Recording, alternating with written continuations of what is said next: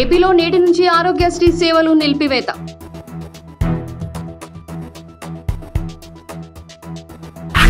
అమరావతి ప్రభుత్వంలో చర్చలు విఫలం కావడంతో ప్రైవేట్ ఆసుపత్రుల్లో ఇవాల్టి నుంచి ఆరోగ్యశ్రీ సేవలు నిలిచిపోనున్నాయి. పెండింగ్ బిల్లులపై ప్రభుత్వం హామీ ఇవ్వలేదని ఆసుపత్రులు తెలిపాయి. ప్రైవేట్ మెడికల్ కాలేజీల్లో ఆసుపత్రులు మాత్రం డాక్టర్ ఫీజు, బెడ్ ఛార్జీలు, సర్జరీలు పథకంలో భాగంగా ఫ్రీగా చేసేందుకు ముందుకొచ్చాయి. ఇప్పటికే ఇన్ పేషెంట్లుగా ఉన్న వారికి ఆరోగ్యశ్రీ పూర్తి వైద్య సేవలు అందిస్తామన్నాయి.